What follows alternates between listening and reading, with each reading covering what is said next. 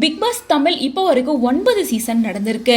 இந்த 9 சீசனில் இல்லாத அளவுக்கு இந்த சீசன் தான் ரொம்ப ஃபஸ்ட்டாக இருக்குது அப்படின்னு சொல்கிற அளவுக்கு ரொம்ப மோசமாக போயிட்டு இருந்த நிலையில் பிக் பாஸ் தமிழ் ஹிஸ்ட்ரியிலேயே முதல் முறையாக ஜோடியாக 2 ரெட் கார்டு ஒரே சீசனில் நடந்திருக்குன்னா அது இந்த சீசனாக தான் இருக்கும்.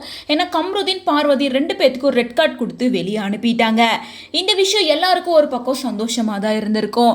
ஏன்னா கம்ருதீன் பார்வதி இவங்க 2 பேரும் எப்போ வெளியே போவாங்க அப்படின்ற மாதிரி தான் எல்லாரும் எக்ஸ்பெக்ட் பண்ணிட்டு இருந்தாங்க. அவங்க 2 பேத்துக்குள்ளார இருக்க லவ் ரிலேஷன்ஷிப் ஒரு பக்கம், இன்னொரு பக்கம் நேற்று டாஸ்க்ல சாண்ட்ரா கிட்ட நடந்துக்கிட்ட விதம், இதனால தான் முக்கியமாக அவங்க 2 பேரும் வெளியே போயிருக்காங்க அப்படின்னே சொல்லலாம். ஏன்னா கம்ருதீன் பார்வதி 2 பேரும் டாஸ்க்ல இருந்து சாண்ட்ராவை கீழே பிடிச்சு தள்ளிட்டாங்க. அதெல்லாம் ஒரு பக்கம் இருக்க, ரொம்ப தவறான வார்த்தைகளை பயன்படுத்தி சாண்ட்ராவோட மனசை கஷ்டப்படுற மாதிரி நடந்துக்கிட்டாங்க. ஸோ சாண்ட்ரா இதனால பாதிக்கப்பட்டு பிக் பாஸ் வீட்டில் கம்ருதீனை பார்த்தாலே கத்தி அழுக ஆரம்பிச்சிட்டாங்க.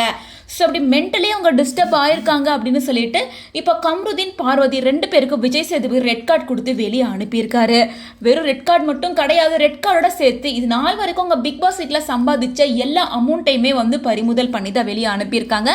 இந்த விஷயம் பார்வதி அண்ட் கம்ருதீன் ஃபேன்ஸுக்கு வருத்தமாக இருந்தாலும் பிக் பாஸ் வீட்டுக்கு அப்படின்னு ரூல்ஸ் இருக்கு இல்லையா, அந்த ரூல்ஸை பிரேக் பண்ணனால மட்டும்தான் இவங்களுக்கு இப்படி நடந்திருக்கு அப்படின்னு சொல்லிட்டு பலருமே கம்ருதீன் பார்வதியை பயங்கரமாக கழுவி ஊற்றிட்டு இருக்காங்க.